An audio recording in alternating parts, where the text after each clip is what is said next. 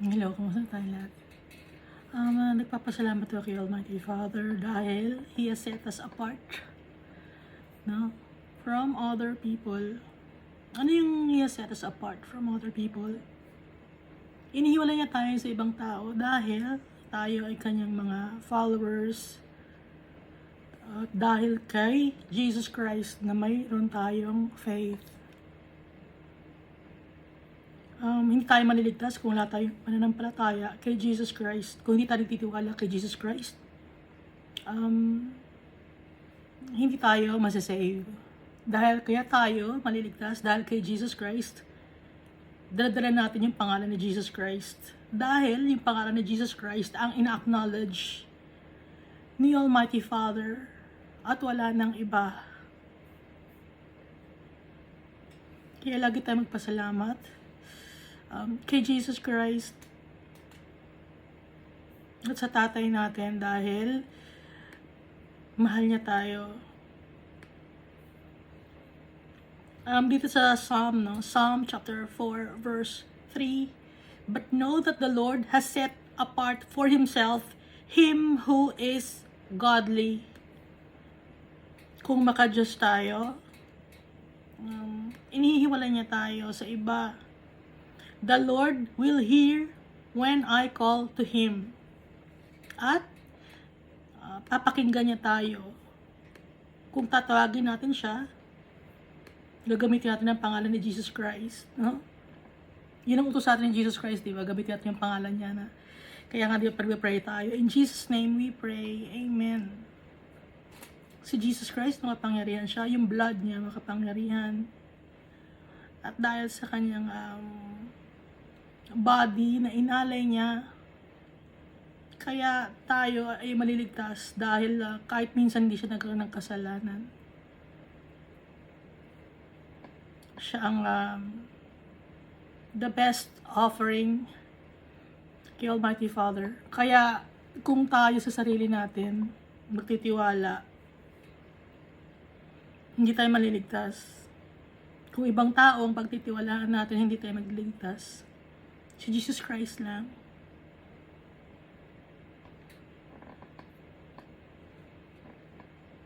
At itong sa Book of Revelation, ang magja-judge sa atin ay si Jesus Christ.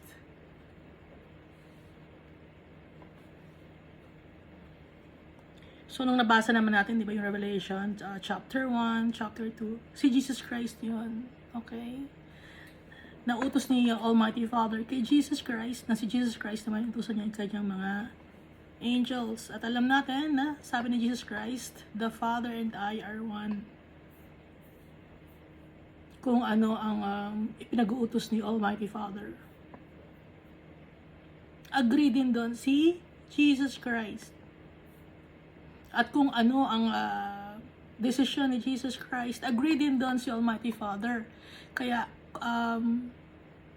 pag i-judge tayo ni Jesus Christ, agree doon si Almighty Father.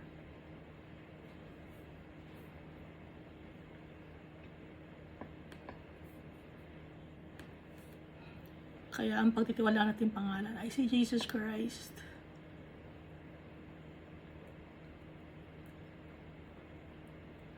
Mag-recap tayo, no? Sa Revelation chapter 13.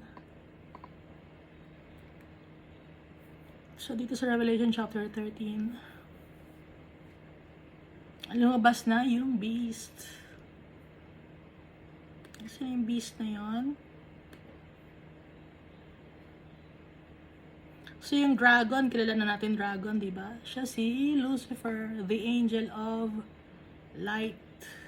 Light bearer. Kaya siya angel of light nung nasa heaven siya. Maganda siya, makinang siya. Kaya naging prideful siya.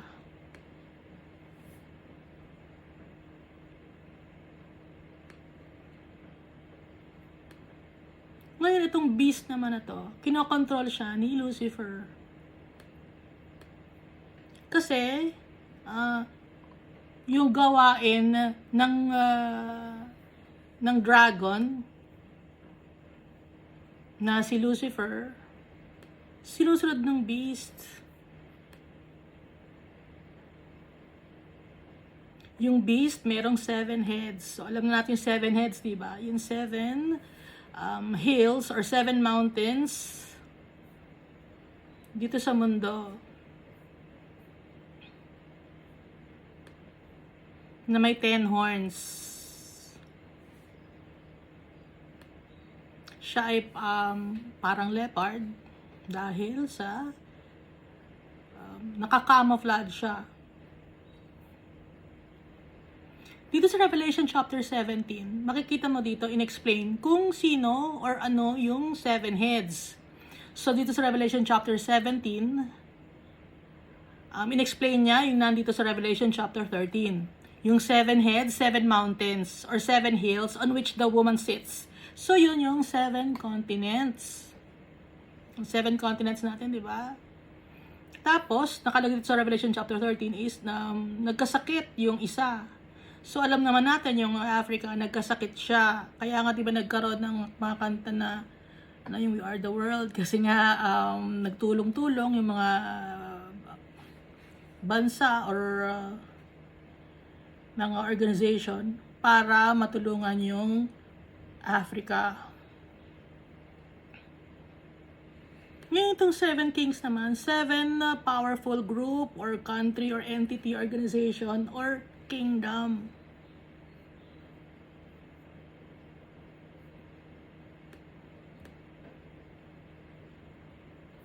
Okay. Under siya ng beast. Ngayon, itong beast naman na to ay included siya sa 7 powerful organizations or group.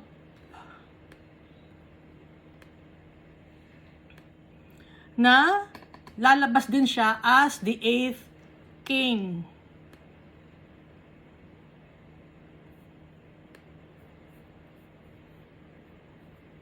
So yung lakad ng beast ay lahat ng dadaanan niya matitibag or masisira. Dahil his feet were like the feet of a bear. At yung mouth niya ay lion na parang laging kakain or magde-devour. So si Lucifer, ibigay niya yung kanyang power sa beast.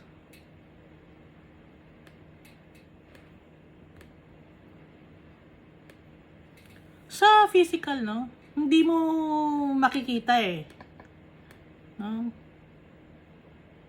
Sa physical, hindi mo makikita yung dragon, hindi mo makikita kung ano yung 7, yung beast na mukha ba siyang pangit, hindi. Kaya nga itong beast ay pagtitiwalaan ng mga country, ng mga tao.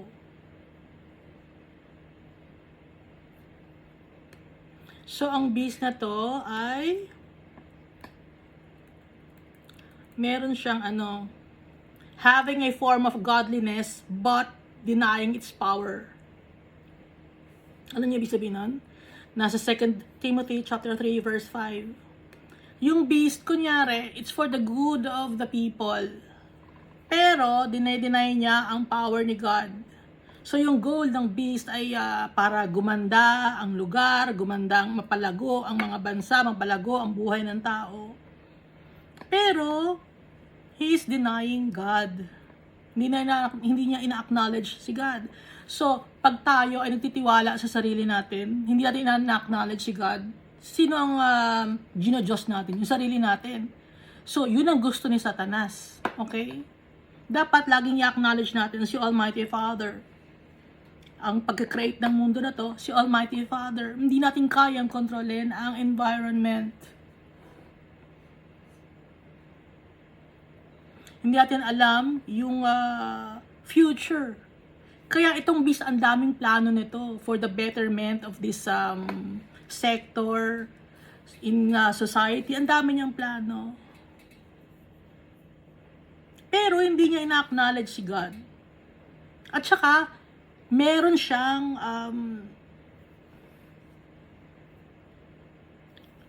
planned parenthood. Okay, yung responsible parenthood. Ayaw ni Almighty Father nun. Yung legalizing abortion, ayaw ni Almighty Father nun. Yung acknowledging different kinds of gender na pwede kahit na anong gender mo. Ito kasi, itong beast na to, iniinganyo niya, ini-encourage niya yung same sex para hindi dumami yung tao. Kasi gusto ng beast na to, siya lang. Kasi nga meron siyang motive. Akala ng mga country na madami, maganda ang plano. Ang kala ng mga tao maganda, eradicating hunger and poverty. Pero swapang siya.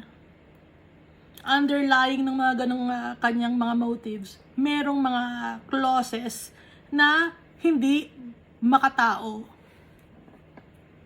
At hindi makadiyos. Hindi ko alam kung anong naiintindihan yung sinasabi ko. Worshipping the dragon who gave authority to the beast. Yung pag-worship, hindi lang naman yan yung, sinasamba ko ang demonyo, or sinasamba ko yung ang dragon, gaganon, yung beast. Hindi. Pag gumagawa ka ng mali, pag nagsisinungaling ka, pag nananakit ka ng tao, you are worshipping the dragon already, or you are worshipping evil.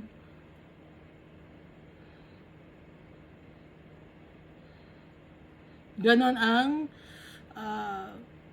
pamamalakad ni Lucifer o ng dragon. Natutuwa ang dragon pag gano'n ang ginagawa. Halimbawa, may mga tao na hindi naniniwala kay God. Natutuwa yung dragon. Wino-worship siya, ibig sabihin. Kasi, wino-worship ang kasinungalingan. So, sino ang father of all lies? Si Lucifer. Ang dragon. The great serpent.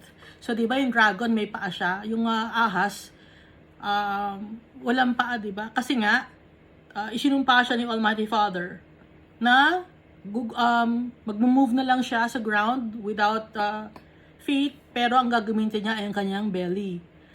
Pero pag tinignan mo yung skeleton ng snake sa ilalim nun, meron parang space, no? Pinag-aralan kasi ng mga ano bang tawag sa mga ganon, herpetologist, yung nag-aaral tungkol sa mga snakes, nakita nila na merong butas para sa paa pero hindi na-develop, at kung titignan yung bone structure sa bandang likod, merong paa na hindi na lumabas, okay? Or may bone na parang pasak paa pero hindi na-develop.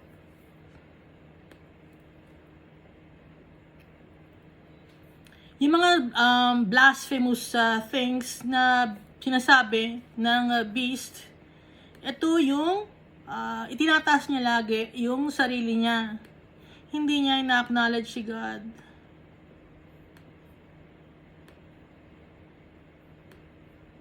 Si Jesus Christ. So ngayon, sasabihin, equality, pero bawal banggitin ang pangalan ni Almighty Father, bawal banggitin ang pangalan ni Jesus. Tapos sasabihin, equality. No, sa ibang mga schools, ganon, sa ibang country. Tapos, pinopromote pa nila ang kasalanan. Tinuturuan nila yung mga bata na ginagawang normal ang pakikipag relasyon sa kapwa nila ka-gender.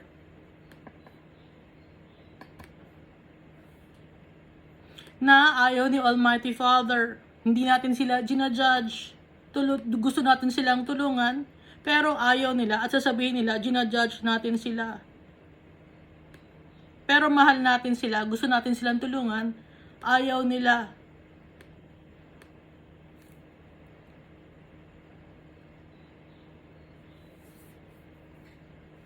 At itong beast na to,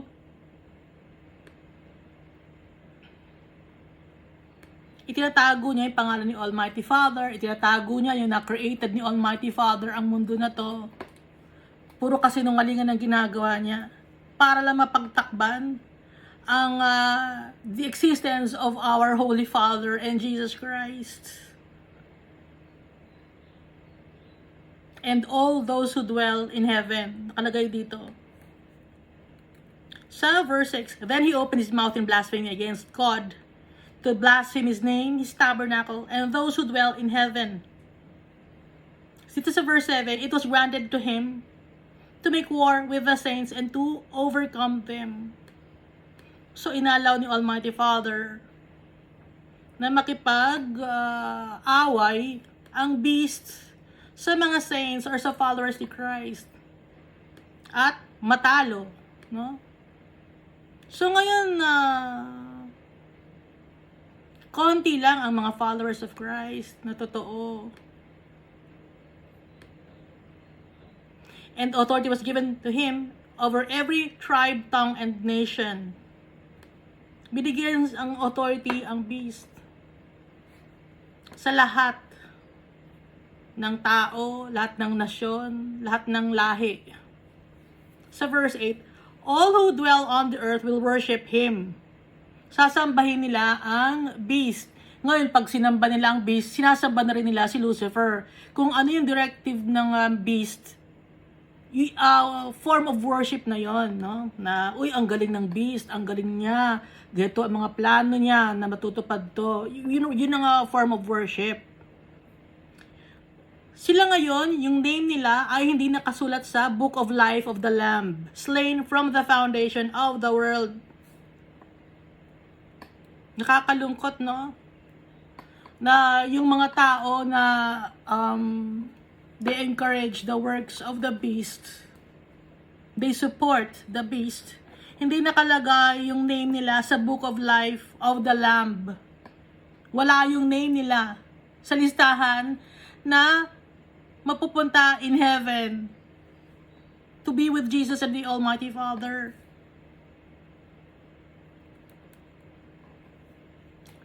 If anyone has an ear, let him hear. He who leads into captivity shall go into captivity, and he who kills with a sword must be killed with a sword. Here is the patience and the faith of the saints. So, ang sinasabi itong mga saints ay followers of Christ. Dapat magkaroon tayo ng faith at ma-endure natin ang lahat dahil magiging mahirap para sa atin, ng mga followers ni Christ. Magkakaroon tayo ng test of faith dito. Kung talagang magtitiwala tayo kay Jesus Christ at the Almighty Father o hindi. Napakahirap nito. Noong year 2020 lang, napakahirap. So, mas matindi ito na darating. Hindi ko kayo tinatakot. Warning ito from our God, from our Father, and from Jesus. So, binibigyan tayo ng warning. Pinapaalalahanan niya na tayo na dapat ma-endure natin.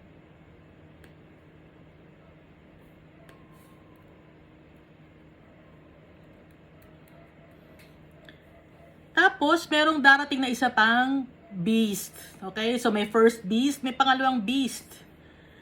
Na merong two horns like a lamb. Nung time na to, hindi alam ni John kung ano ang computer. Okay? So, ngayon may computer na tayo. Ang pinakita ni Almighty Father kay John the Evangelist, yung sulat itong Book of Revelation, ay two horns na lamb. So, kung i-check mo, yung lamb na may two horns, ang tawag doon ay ram.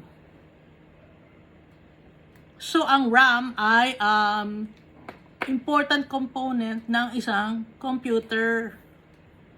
So, yung cellphone hindi gagana, yung mabagal ang graphics, mabagal ang mga apps, kung maliit lang ang RAM. Kaya importante yung RAM, di ba? Pag bibili kayo ng computer or desktop or laptop or mobile phone, anong RAM yan? Ganun, di ba tinatanong nyo?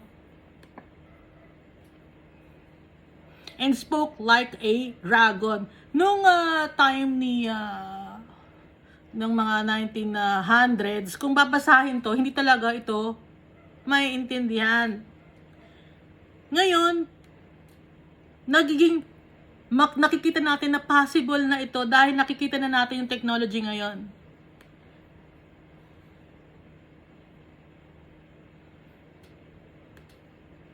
So kaya spoke like a dragon kasi ang sinasabi ng second beast ay mga masasama din. Ginagawa niya ang utos ng first beast. Gumagawa siya ng mga signs. Okay? So ngayon, may mga nakikita tayo nagpa-practice na gumagawa ng signs in heaven na kunyari, miracle yon. Mabilis nang gumawa ngayon ng panloloko. Even sa internet, yung mukha papalitan, yung boses papalitan, magaling na mag-edit ang mga tao ngayon. It's because of the computer. May computer na malaki ang tawag The Beast. Alam niyo ba yon? Saan ba nakalagay yon?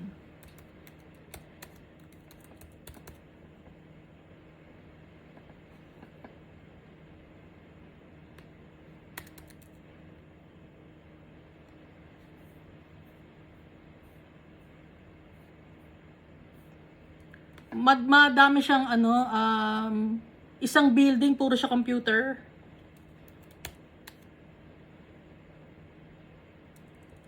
Ang tawag doon The Beast. Hindi natin alam kung bakit The Beast ang tawag niya doon.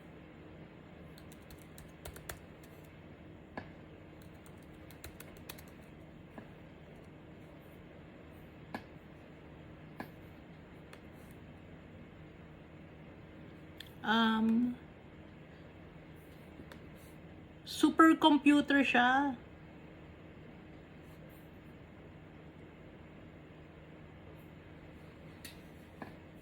Nandito sa isang country, oh.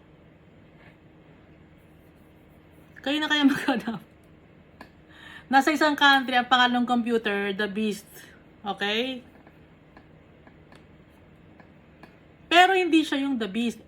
Example lang yun, okay? Example lang.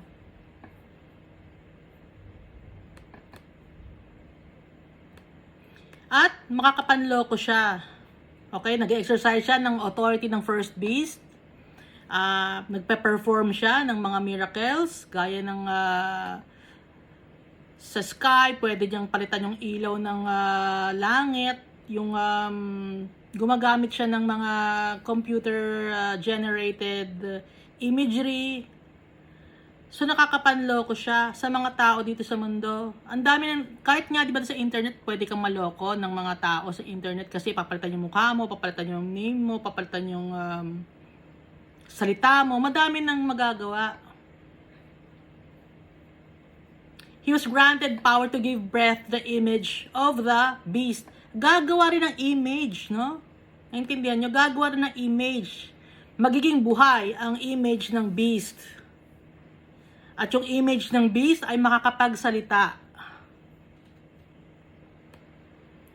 So ito ay computer generated din. Dahil makakapagsalita, magkakaroon ng buhay. At yung pag-worship, hindi lang ito yung kagaya ng sinabi ko dati, naluluhuran, no? Yung image ng beast, kundi kung ano ang pinapagawa ng beast, susundin ng mga tao. Yun ang form of worship. He causes all, both small and great, rich and poor, free and slave, to receive a mark on their right hand or on their foreheads. Hindi niya pipilitin ang mga tao na magkaroon ng mark, pero he will cause people to get the mark of the beast. Naintindihan niyo? Sasabihin, hindi, kung ayaw mong magkaroon ng mark, okay lang yan. Or kung ayaw mong magkaroon ng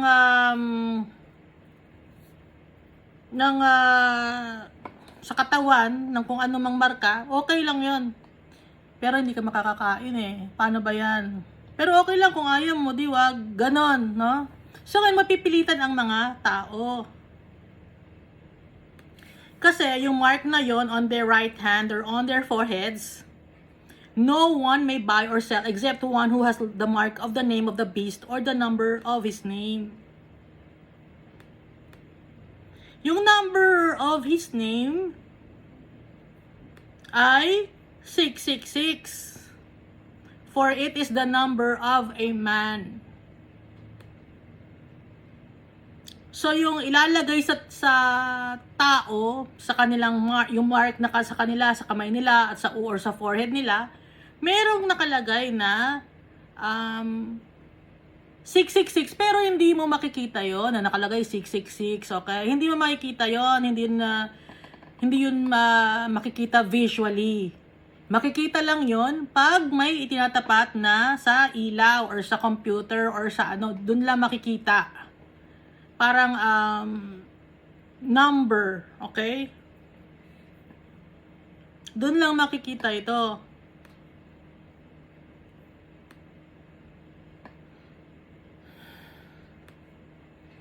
So ito ay pinapasok sa katawan or itinatato.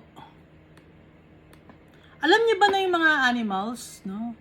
Yung alam mo kung may mga dogs kayo or cats ayaw nyong maligaw, nilalagyan ng microchip sa veterinary, alam niyo ba 'yon?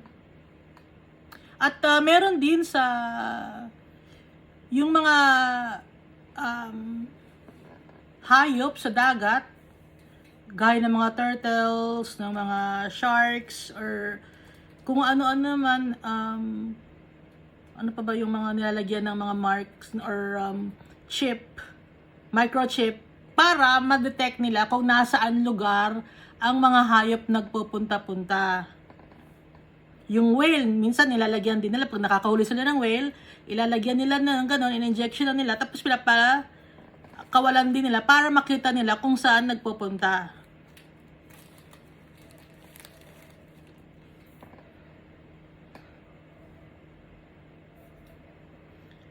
So, pag follower ka ni Christ, hindi ka dapat magpapalagay ng mark of the beast.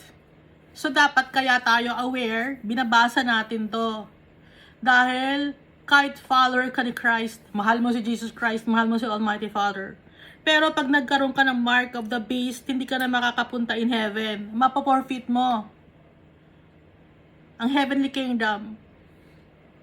Hindi mo makukuha yung ating inheritance kung merong mark of the beast. Kasi, kaya ka nagpalagay ng mark of the beast dahil hindi ka nagtitiwala kay Almighty Father na pakakainin ka niya. Hindi ka nagtitiwala. Mas mahal mo ang buhay mo dito sa mundo kaysa kay Almighty Father tsaka kay Jesus Christ. Kasi dito pag nagpalagay ka ng mark, nag-decide ka na mas uunahin mo ang buhay mo dito sa mundo. Ngayon, sabihin mo, hindi, magpe-pray ako na magpapanlagay ko ng mark of the beast. Maiintindihan ako ni Almighty Father. Ay, hindi na nakalagay dito sa sa Bible eh. Pag may mark na ng beast, wala na.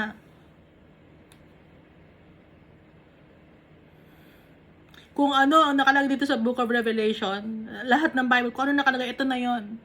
Hindi ka na pwedeng aapela. Hindi, Lord, nahihirapan lang ako. Lord, kaya nagpalagay lang ako ng mark of the beast. Pero mahal kita, gusto kitang sundin.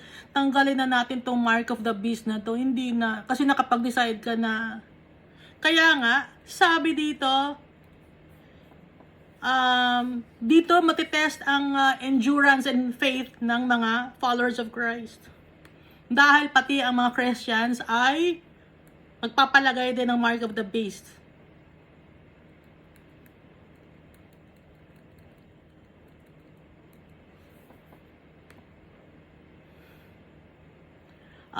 Dito na tayo, no? Sa Revelation chapter 14.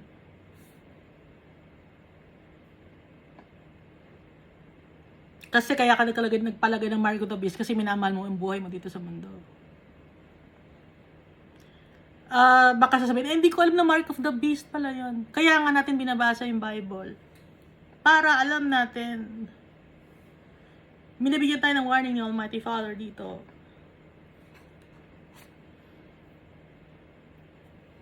Kasi nga, na-delay ang pagdating ni Jesus Christ. Kaya nga, di ba nabasa natin, there's no more delay. Hindi na made-delay. Na-delay dati. Alam niyo ba kung bakit na-delay? Yung hindi pa rin kasi handa. Dapat kasi nung ano pa to eh. Hindi ko na sasabihin kung kailan dapat, no? Kasi kaya alam ko dahil past na. Pero yung future hindi natin alam. Hindi ko rin alam kung kailan dadating ni Jesus Christ. Pero sabi dito, malapit na siyang darating. Si Almighty dito nabasa natin sa Bible. Hindi natin alam kung 50 years pa ba, or 60 years, or 70 years. Hindi natin alam. Kaya lagi tayong ready. Dahil yung mga pangyayari na mga calamities, nangyayari na rin yun sa atin na ngayon. Kasi hindi naman ito isang year lang mangyayari na lahat. Hindi. Gradually ito. Gradually ang pangyayari na to. Unti-unti. At yung sa sounding ng trumpet o ng shofar, hindi mo naman maririnig yun. Ay, narinig ko may trumpet ng nag-sound na yung second angel, yung first angel ng shofar, nag-sound. Hindi mo naman rin maririnig yun eh. Kaya nga, binibigyan tayo ng signs.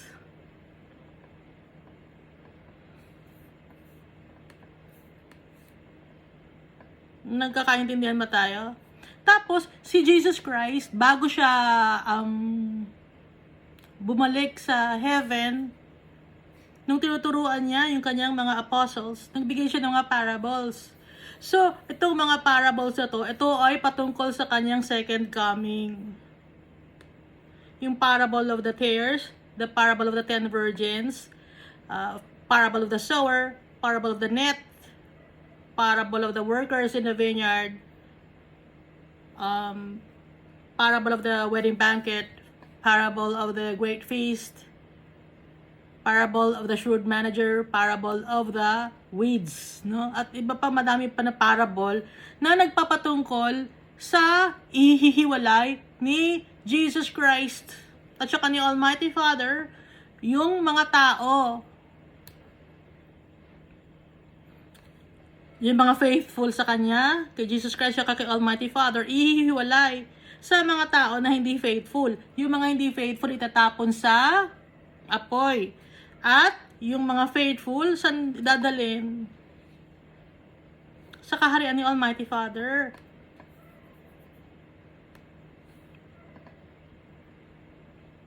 At nabasa rin natin, di ba, sa Daniel, sa Book of Daniel, na ito yung sa dream ni Daniel, sa vision ni Daniel, yung unang vision niya is Babylon Kingdom, yun. Yung pangalawa, Persian Kingdom. Yung pangatlo, Roman Kingdom or Roman Empire. Tapos ito mas nakakatakot. Itong pang-apat na mangyayari. No? Mas nakakakilabot. Sabi ni Daniel, totoo naman.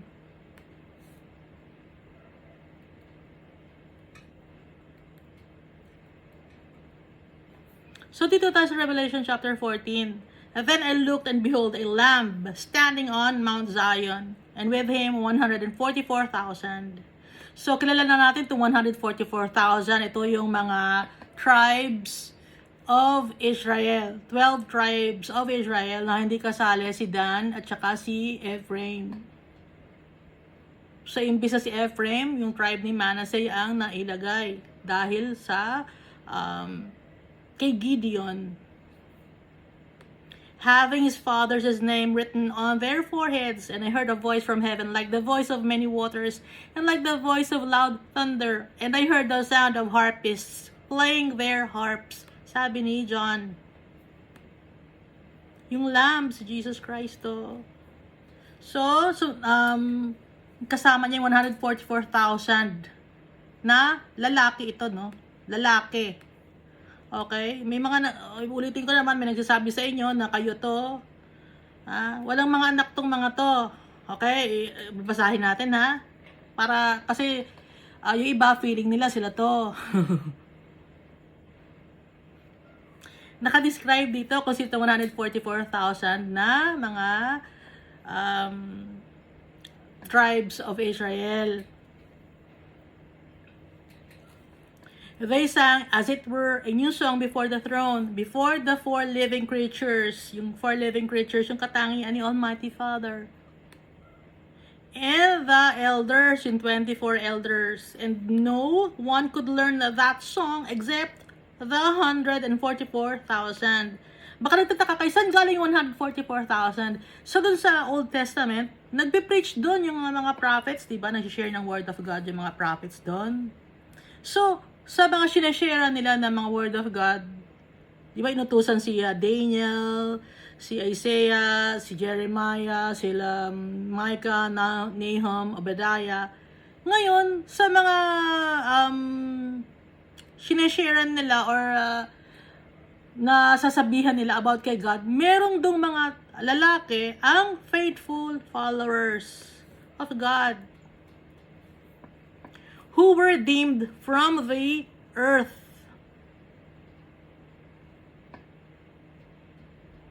Na-save sila dito sa mundo. So, itong description sa kanila. Sa verse 4, Revelation chapter 14, verse 4. These are the ones who were not defiled with women. Hindi sila nakapag-asawa, for they are virgins. Okay? So, kung hindi ka ganito, may asawa ka, hindi ka kasama sa 144,000 at hindi ka naman Israelite, no? Hindi ka naman Jew. Hindi ka naman tribe ni Manasseh or ni Judah o ni Reuben. Huwag tayong magpaka-feeling na kasali. Kasi may narinig ako na isang cult na sila raw ito. No, hindi. So, ito, nakalasulat dito, virgin, itong mga lalaki na to. Napanatili nila ang kanilang sarili na malinis. Hindi sila naghangad ng mga bagay dito sa lupa. These are the ones who follow the Lamb wherever He goes. Susundan nila si Jesus Christ. These were redeemed from among men, being first fruits to God and to the Lamb. So ito yung mga tao na naunang inoffer kay God at kay Jesus Christ. And in their mouth was found no deceit. So hindi to nakapagsinungaling, nakapanloko ng tao. Kaya kung nakapanloko kayo ng tao, hindi kayo kasama dito. For they are without fault before the throne of God. Naging malinis sila. So hindi natin alam dito no, kung kasama ba dito si John the Baptist. Kasi alam naman natin na si John the Baptist, pasok siya dito. Kung hindi siya kasali sa 24 elders, pasok siya sa 144,000 na mga binabanggit dito na tribe. Sino pa ba ang mga pwedeng pasok dito? Kung hindi kasama si Jeremiah sa 24 elders, si Jeremiah pasok din dito kasi si Jeremiah wala siyang asawa. Si Isaiah, may asawa siya, no? Tsaka si Samuel may asawa rin eh. So si Abraham, alam natin may asawa. So hindi sila pasok dito. So dito ay mga walang mga asawa to. Hindi nakapag-asawa at mas inuna nila si Almighty Father.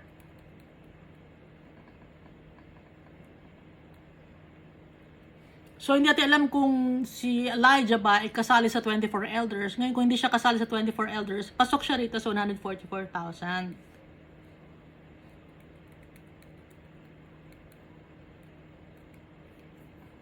Dito tayo sa verse 6. Then I saw another angel flying in the midst of heaven, having the everlasting gospel to preach to those who dwell on the earth, to every nation, tribe, tongue, and people, saying with a loud voice, Fear God and give glory to Him, for the hour of His judgment has come, and worship Him who made heaven and earth, the sea, and the springs of water.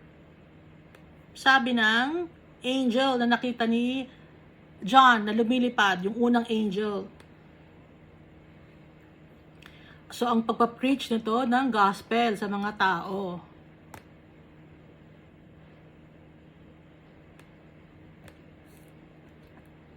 Hindi mo naman natin madidinig ito, no? Hindi natin madidinig ito. Okay? Itong bagay na to ay ina-announce sa heaven.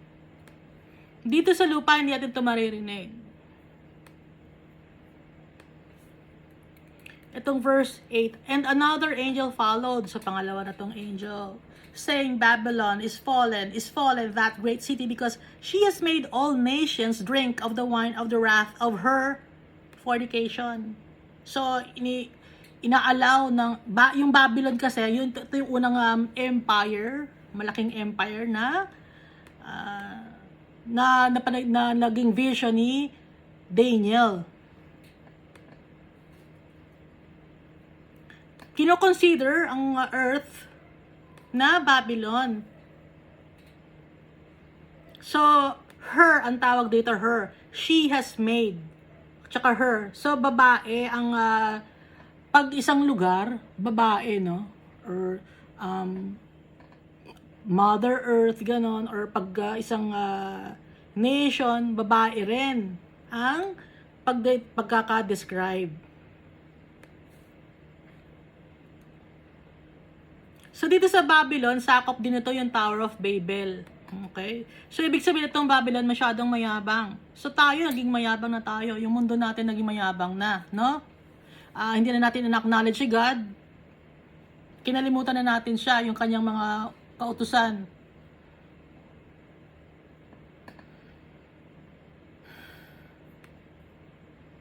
And then a third angel followed them, saying with a loud voice, if anyone worships the beast and his image, and receives his mark on his forehead or on his hand, he himself shall also drink of the wine of the wrath of God, which is poured out full strength into the cup of his indignation.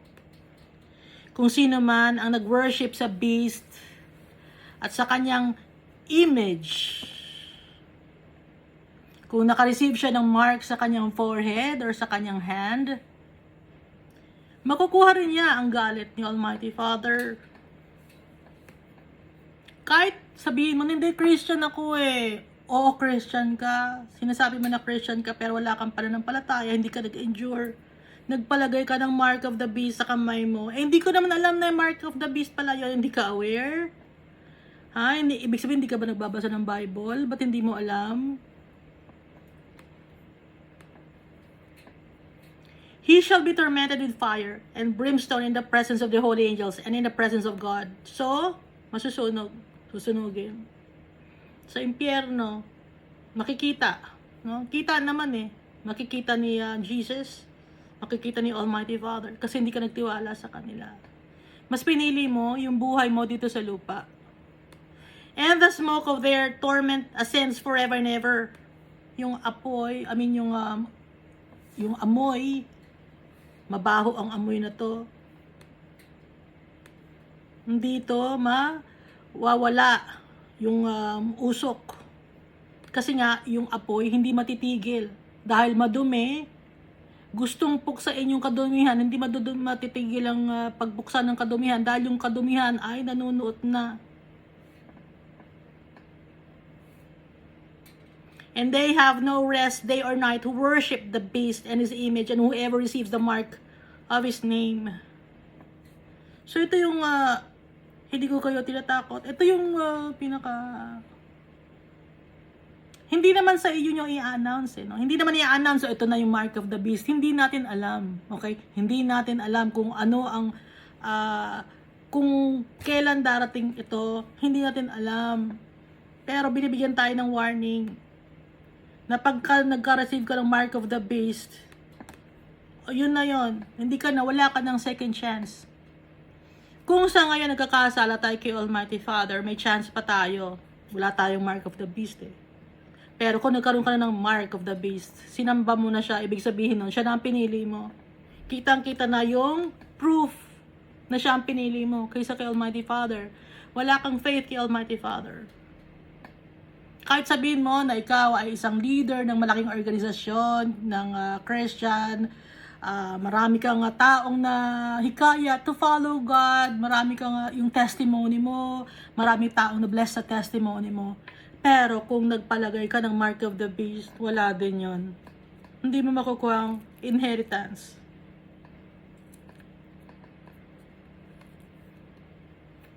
Sabi niyo, hindi kasi kailangan ko dahil yung mga anak ko, kailangan kong mapakain. So, sinong unahin mo? Kaya nga sabi ni Jesus Christ sa kanyang Almighty Father, deny yourself. Yun ang nabasa natin, di ba? Denying ourselves.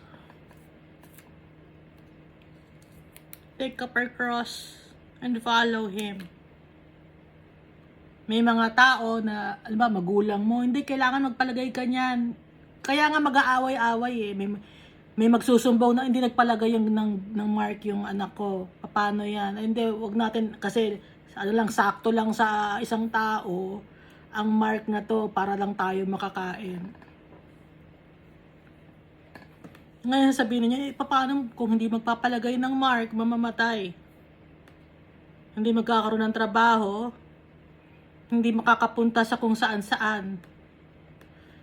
So doon matetest yung ating forbearance, endurance, patience, yung faith natin kay Almighty Father.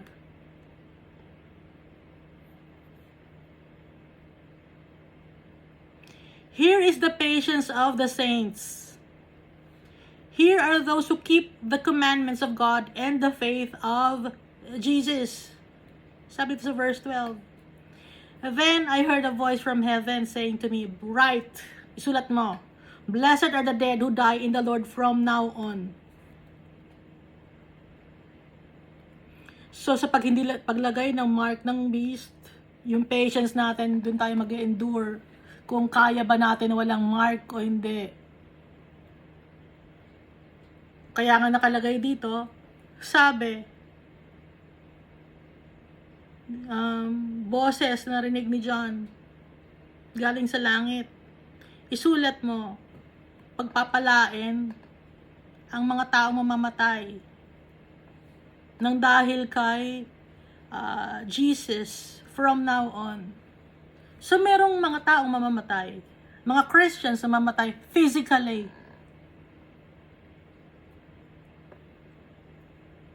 May mamamatay na tao physically. Kaya nga, hindi tayo lamang kay Jesus Christ. Kung si Jesus Christ, pinatay siya, meron din tayong chance na gano'n na mangyari sa atin.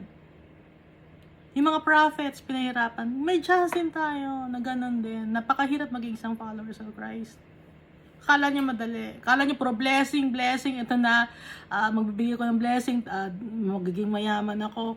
Hindi ganun ang follower ni Christ. Hindi doon nakafocus. Nakafocus tayo, hindi sa earthly things or material things. Nakafocus tayo kay Jesus Christ at kay Almighty Father. Yung kayamanan natin ay na kay Almighty Father at kay Jesus Christ. Diba, kung nasaan ang puso mo, andun yung kayamanan mo. Or maliba, kung asan ang kayamanan mo, nandun ang puso mo. Sino ang kinoconsider mong kayamanan ba? Or ano ba ang kinoconsider mong kayamanan? Ang kinoconsider mo bang kayamanan, yung mga bagay na nandito sa lupa, yung mga ari-arian mo? O ang kinoconsider mo na kayamanan ay si Almighty Father tsaka si Jesus Christ? Blessed are the dead who will die in the Lord from now on.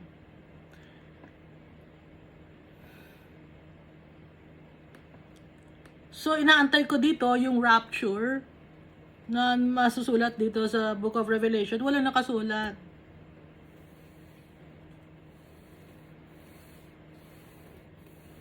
At hindi pwedeng magdagdag dito sa Book of Revelation, no, ng katuruan.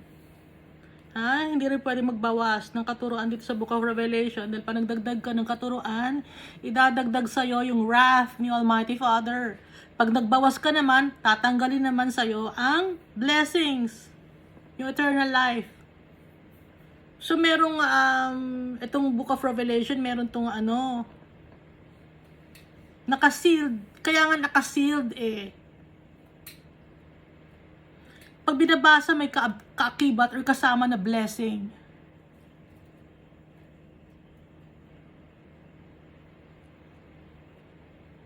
Kaya takot ang mga tao basahin ang Book of Revelation.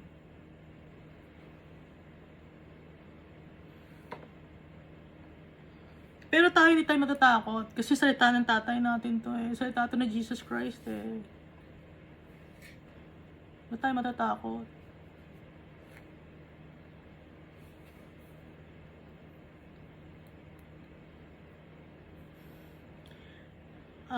Ituloy natin, right, blessed are the dead who die in the Lord from now on. Yes, says the Spirit, that they may rest from their labors and their works follow them.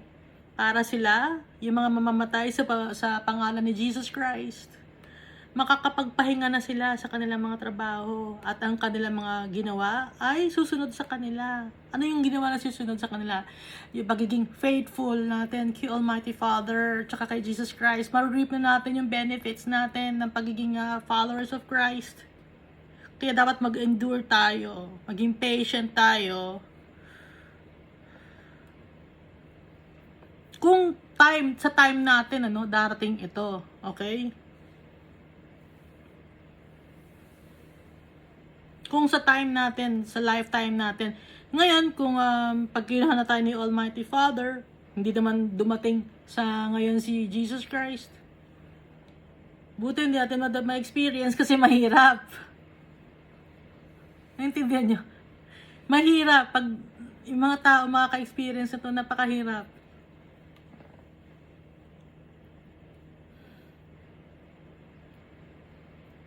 So, yung mga relatives natin na followers of Christ, hindi na sila mahihirapan. Nandun na sila tatay natin tsaka kay Jesus.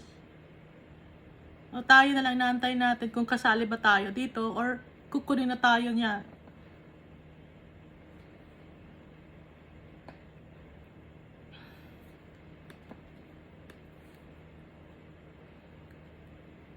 Pero natatakot kayo, no? Pag sasabing kukunin na tayo niya, ni Jesus.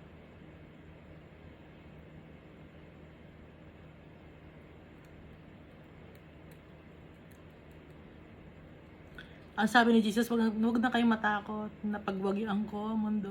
Pagwawagian nyo rin. Kasi ako na ang inyong susundan. Di ba sabi ni Jesus?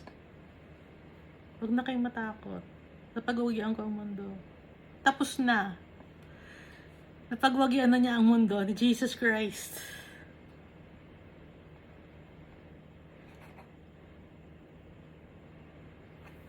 Napaka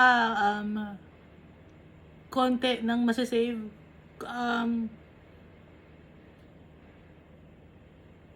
Kung sa tayo lang, walang masasave sa atin dahil lahat tayo makasalanan eh. Hindi tayo karapat-dapat, hindi tayo worthy. Pero, walang imposible kay Almighty Father. Walang imposible kay Jesus. Baka sabihin, hindi may mark ako eh. So possible yun kahit na magkaroon ako ng mark. Ay, pag may mark ka na, gaya ng sinabi dito, or tanda ka na sa kamay or sa forehead, gaya ng sinabi sa Bible, hindi na. Hindi ka na pwedeng umapela.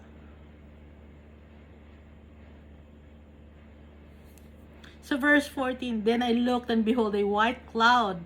And on the cloud sat one like the Son of Man. Si Jesus Christ to. Nasa white cloud, nakaupo, parang nakaupo siya. Having on his head a golden crown. Nagniningning yung kanyang head. Kasi kingly, nobility, si Jesus. Having on his head a golden crown, and in his hand a sharp sickle. Ano ba yung sickle? Sharp, yung panggapas, no? Matulis na panggapas. And another angel came out of the temple, crying with loud voice to him who sat on the cloud.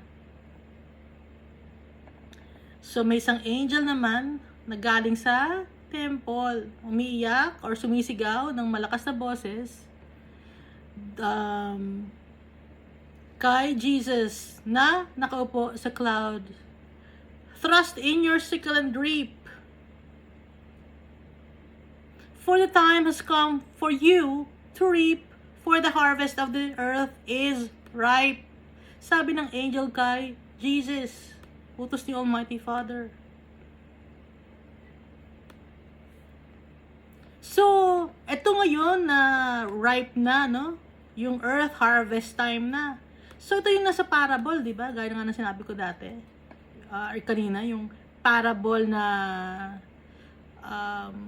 parable of the sower. Maraming mga parable dito na nagpapatungkol sa second coming ni Jesus Christ na pag may mga tao na hindi sumusunod kay Jesus Christ, walang pananampalataya, mapupunta sa apoy.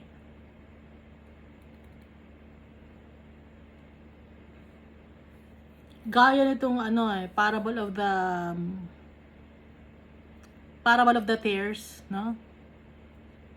Yung may itinanim doon na magandang wheat, tapos yung kalaban may itinanim naman na pangit na mga binhi or yung mga grass na damong ligaw, no, hinaluan niya.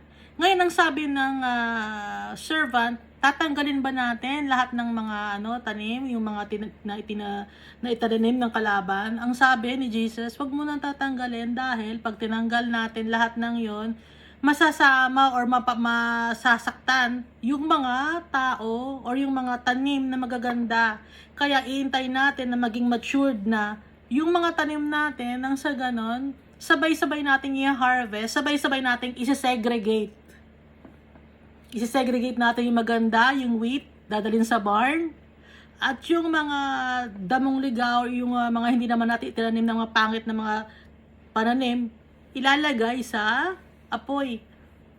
So ito yon, thrust in your second reap, for the time has come for you to reap, for the harvest of the earth is ripe. So he who sat on the cloud thrust in his sickle on the earth, and the earth was reaped.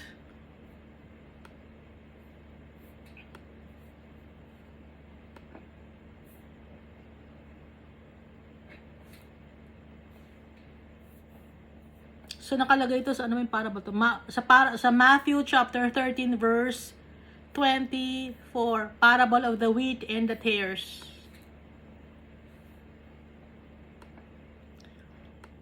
Then, sa verse 17, then another angel came out of the temple which is in heaven, he also having a sharp sickle. Meron ding panggapas na matulis or batalim.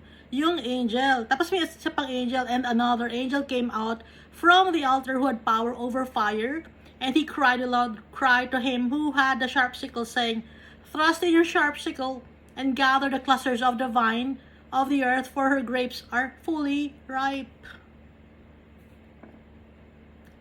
So yung unang angel na may sharp sickle, tapos may dumating na isa pang angel, sinabihan niya yung angel na may sharp sickle na i-gather mo na, no? Ripe na for harvest. Itong pangalawang angel na to ay may power over fire. Thrust in your sharp sickle and gather the clusters of the vine of the earth, for her grapes are fully ripe. Yung mga grapes daw, figurative speech to. Grapes ay mga tao to, or pananim, no? Mga tao to. So the angel thrust his sickle into the earth and gathered the vine of the earth and threw it into the great winepress of the wrath of God. Sa galit ni Almighty Father.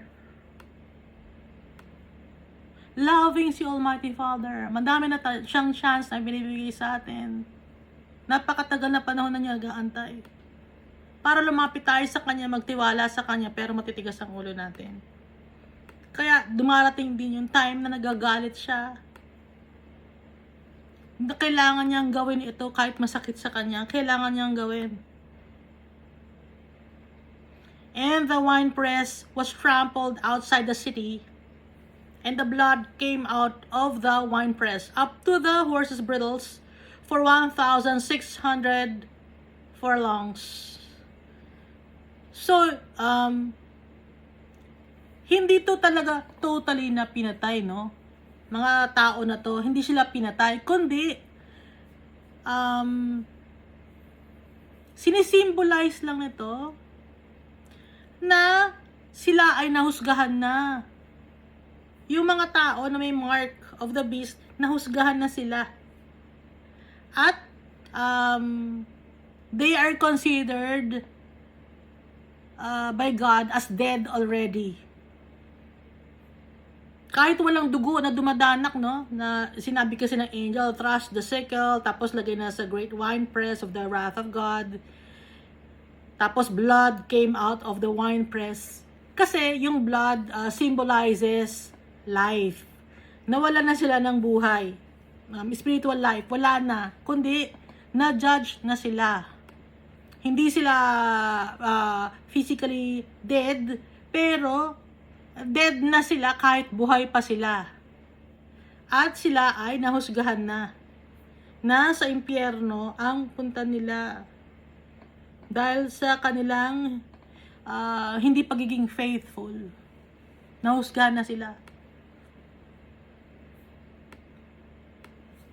So, itong mga saints or followers of Christ dito ay blessed are the dead who die in the Lord from now on. Kasi nga, wala silang mark of the beast. Ngayon, kung wala silang mark of the beast, hindi sila makakakain, hindi sila makakapag-move around, wala sa kanilang service na makukuha, na utilities, wala rin, wala silang way, kahit tubig, wala.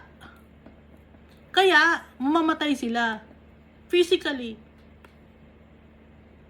Pero hindi dapat sila mag-alala dahil yung soul nila ay mapupunta kay Almighty Father and Jesus Christ.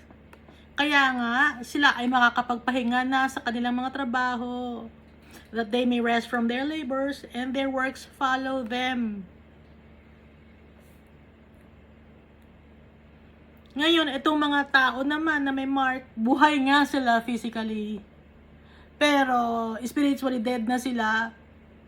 They were judged already and alam na ni Almighty Father kung saan ang pupunta nila. Yung mga tao na to, hindi nila alam. Hindi sila aware. Ha? Hindi sila aware. Kasi hindi naman nila maririnig yung sound ng angel na sigaw ng angel. Kasi sa heaven ito mangyayari. Hindi maririnig ng mga tao to. Mangyayari to nang hindi alam ng tao.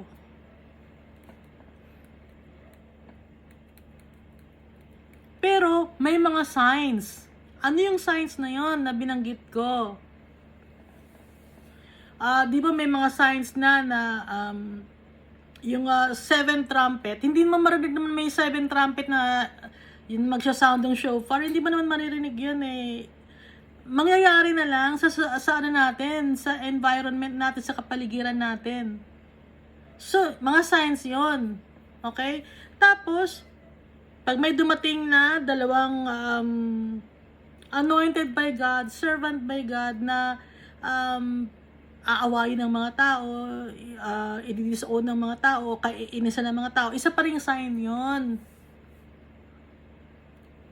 Ngayon, itong matindi na sign na to is yung i-apply na sa mga tao, yung hindi na makakabili o hindi na makakapagawa ng business, hindi na makakapag-trade dahil walang mark. So ito rin na i-sign. So pag dumating na to, pag ang follower ni Christ, hindi dapat magpalagay ng mark. Kahit ano pang sabihin. Nung nagkaroon ng sakit yung mga tao, no? Nagkaroon ba talaga sila ng sakit? Yung listahan ng mga tao doon, sabi marami doon namatay. Pero kung i-check mo sa listahan nila, lahat na lang ang kinamatay, ayun ang kinamatay. Wala nang namatay ng normal. Meron ako isang nakitang namatay lang ng normal, no? Yung isang nakita kong namatay na normal ay dating presidente. Yun lang ang nakita kong namatay na normal. Yung iba, wala na, lahat na. Ganun ang kinamatay.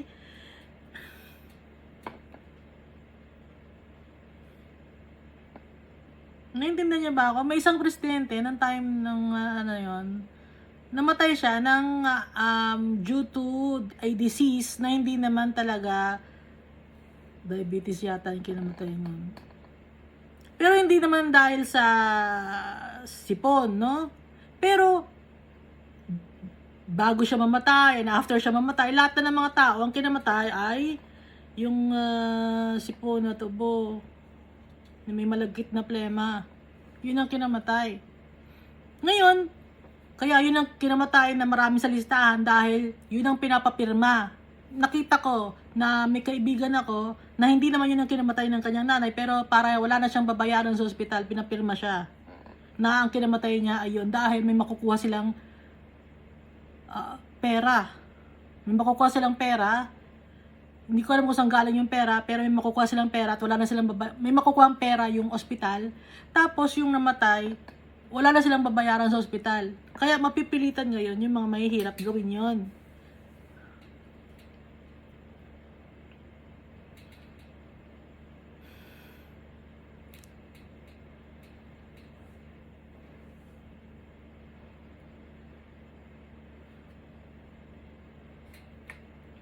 So, ganun kaswapang ang mundo.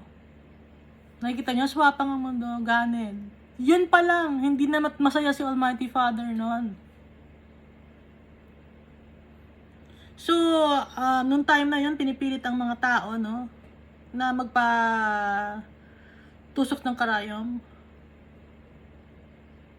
May mga tao na hindi natusukan ng karayom, alam niyo, madami. Yung mga, pero marami rin naloko. Pero marami rin ang hindi natusukan ng karayom. Tiniis ng mga taong hindi natusukan ng karayom na sila ay imak ng mga tao, alipustahin ng mga tao. No? Inaalipusta yung mga walang mga tusok. Sinasabi na kaya kami mamamatay dahil hindi kayo nagpatusok.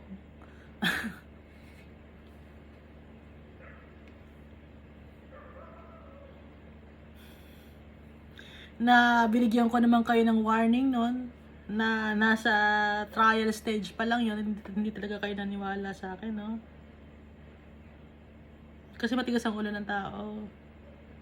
So ito ngayon, mas matindi na to. Pag nalagyan ka na nitong marka na to, wala na. Nahusgahan ka na kahit buhay ka pa. At pag namatay ka, doon ang punta mo sa impyerno. Alam ko, matatakot kayo na pakinggan ito o panoorin to. No? Alam ko matatakot kayo.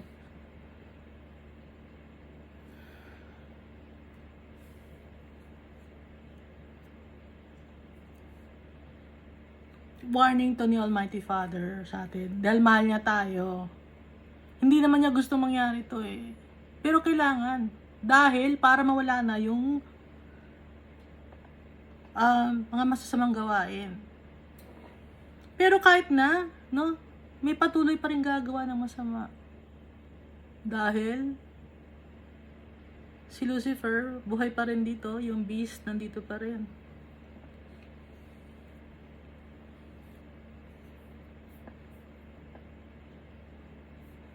So, may mga tao rin, hindi naman lahat ng Christian dito ay mamamatay, hindi natin alam kung paano sila hindi mamamatay, pero dapat lang mag-endure sila.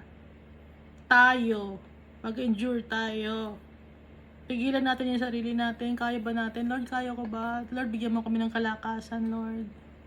Napakahirap nito kung sa time natin na to darating.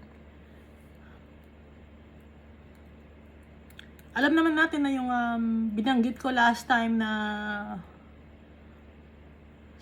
motive or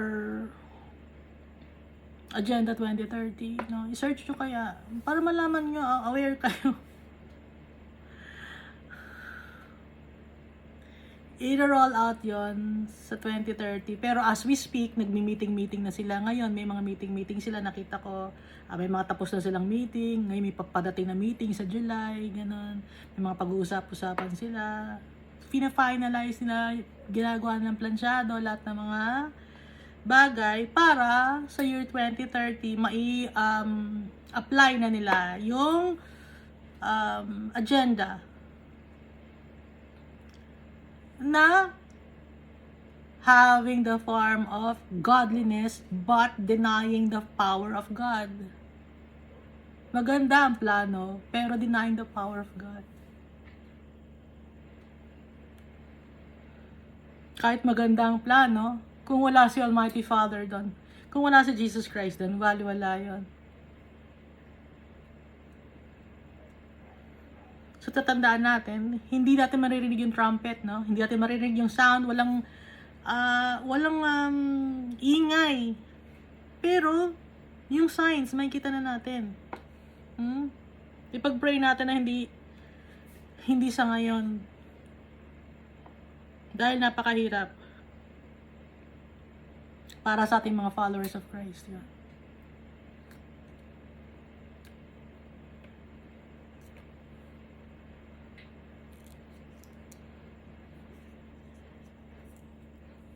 At dapat ma-endure natin yan. Kung buhay pa tayo at ma-experience natin yan. Pero Lord, pwede wag na lang. Wag na lang pwede mag-request.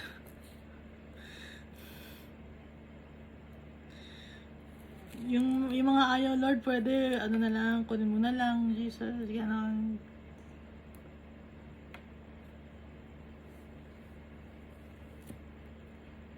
Kaya nga, kung sino ang nakasulat na into captivity, mahuhuli siya, kung sino yung mga, alam na ni Almighty Father, no? Yung bawat isa sa atin kung ano yung kahinatnan natin.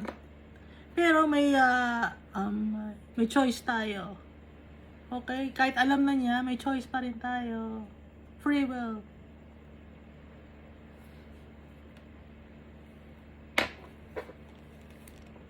Kaya lagi tayong magpe-pray kay Almighty Father. Dahil itong mundo na to, hindi talaga to para sa mga Christian, sa follower ni Christ. Itong mundo na to. Kaya nga si Jesus, nandito siya, hanggang 33 years lang siya nandito sa lupa. Kasi hindi talaga to ang kanyang kingdom. Dahil sa ngayon ang mamahala sa kingdom na to, sa mundo na to, ay ang angel of light na naging si Lucifer na devil. Sasabihin man ninyo na, hindi ko sinasamba ang devil. Hindi mo nga sinasamba. Pero, yung mga sulat ni Almighty Father na nandito sa Bible, ano ba yung sinabi ni Almighty Father na sinasabi mo Christian ka, pero hindi mo naman sinusunod yung sinasabi ni Almighty Father. Example, Christian ka, pero hindi mo ina-acknowledge si Jesus Christ. Hindi rin. Okay? Kailangan i-acknowledge mo si Jesus Christ as Lord and Savior. Pagtiwalaan si Jesus Christ. Ngayon, kung si Almighty Father, hindi pwede. Kailangan si Jesus Christ, kasi si Jesus Christ ang bridge natin kay Almighty Father. Siya magpe-present sa atin kay Almighty Father. Si Jesus Christ ang magpe-prepare ng mansion, ng tutulugan natin ng bahay natin. Siya nagsabi sa Jesus Christ. At siya ang naipako sa cross. Ngayon, si Almighty Father, ipinadala niya si Jesus Christ. Kaya, sasambahin din natin si Almighty Father. Silang dalawa. At ipinadala sa atin ang Holy Spirit. Huwag natin kakalimutan. Yung fruits of the Holy Spirit dapat nasa sa atin din. Halimbawa, Christian ka, pero wala ka namang pagmamahal sa kapwa-tao mo. Baliwala rin yun. Kung Christian ka, gusto mo ng validation or acknowledgement ng ibang tao. Wala rin yun.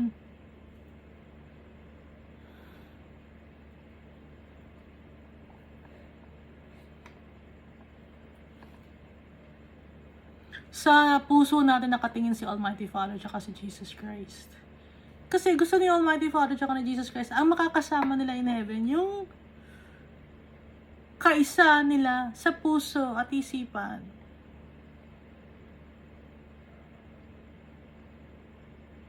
Kaisa sa hangarin. At ang kinoconsider sila na sila ang tunay na kayamanan at hindi ang mundo na to.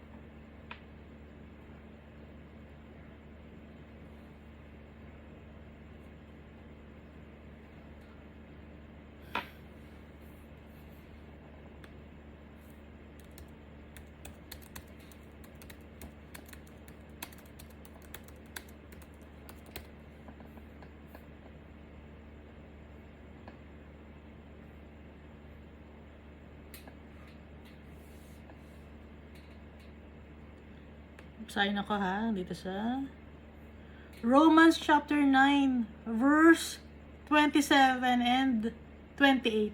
Isaiah cries out concerning Israel, though the number of the Israelites be like the sand by the sea, only the remnant will be saved. For the Lord will carry out his sentence on earth with speed and finality. Naintindihan natin? kahit maraming anak na pinili, kahit si Almighty Father, no? Kasing dami ng buhangin sa dagat or sa sea, ano ba yung sea? Dagat yun, ano? The remnant will be saved. Kukunti lang, remnant lang. For he will finish the work and cut it short in righteousness, because the Lord will make a short work upon the earth. Pag tinignan natin ang remnant,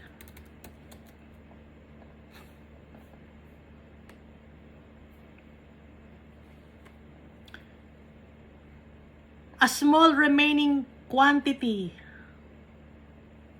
Konti lang.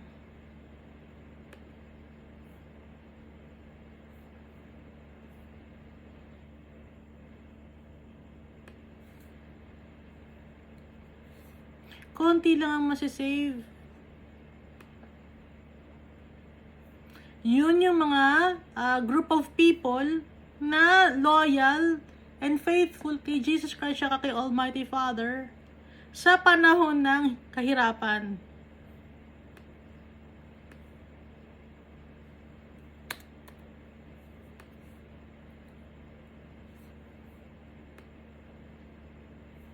Kukunti lang.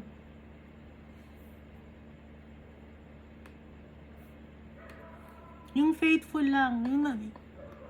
Hindi lahat, kahit madami tayong mga Christian, no? Iba-ibang bansa, iba-ibang nation, ang dami natin, ang daming mga denomination, remnant lang. Yun yung mga faithful. Yung mga sumusunod sa kautusan ni Almighty Father at ni Jesus Christ. Ano yun? Love the Lord your God with all your heart, with all your soul, with all your mind, with all your strength. Pagmahal natin si Almighty Father, lahat na, baliwala na, si Almighty Father lang tayo, nakafocus, yung ibang mga gusto yung sambahin, hindi na nyo yung sasambahin, yung mga graven image, baliwala na sa inyo, si Almighty Father lang. At saka,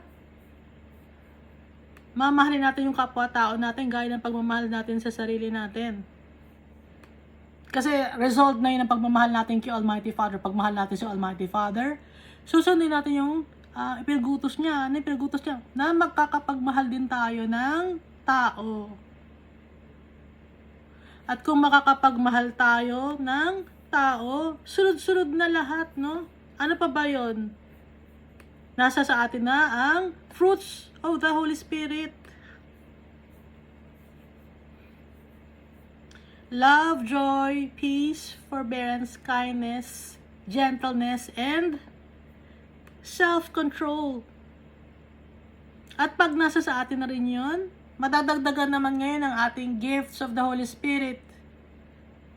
Faith, knowledge, wisdom, miracles, speaking in tongues, interpretation of the speaking in tongues, prophesying, ano ba yun? Healing. Yung healing, hindi lang yun physical, more so, spiritual, emotional, no? Kaya, importante yung healing, hindi lang physical yun, kasi emotional, psychological, spiritual, sira tayo. Lahat tayo sira. Okay? So, ang makakapaggamot lang sa atin, si Jesus Christ, through the power of the Holy Spirit. Kaya tayo gagaling. Kaya lagi tayong magpipray, magtitiwala sa tatay natin, maging faithful. Kasi sayang, yung binasa natin sa Bible, yung mga pinaghirapan natin, kung magpapalagay ka ng mark, mahal mo nga, no? Yung kapwa-tao mo. Meron ka ng gifts of the Holy Spirit. Lahat, meron gifts of the Holy Spirit ka na. Fruits of the Holy Spirit, meron ka na rin. Pero, yung faith mo, kulang. Dahil hindi ka nagtiwala kay Jesus, ngayon palagay ka ng mark, baliwala lahat yun. Burado lahat ng pinaghirapan.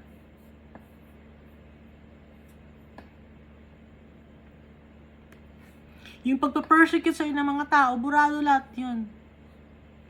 Kung nagpalagay ka ng mark of the beast. Yung pag-share natin ng word of God sa ibang mga tao, burado lahat yun. Nabasa natin, di ba? Saan nga ba natin nabasa yun? Ezekiel ba yun? Nabura lahat ng ating paghihirap. Kaya para hindi natin mabura lahat ng paghihirap na yun, susunod tayo sa tatay natin hanggang sa huling hininga natin. Napakahirap gawin, pero magagawa natin yon dahil walang imposible sa tatay natin tsaka kay Jesus Christ. Lagi tayong magpe-pray. Importante mag-pray, no, nang mag-isa ka lang. No? Pwede ka rin makisama sa fellow Christian mo to pray. Pero magpe-pray ka rin nang mag-isa ka lang din. Para magbigay si Jesus Christ sa atin ng guidance para marinig natin ang boses ni Jesus Christ at ni Almighty Father. Thank you, and God loves us all so much.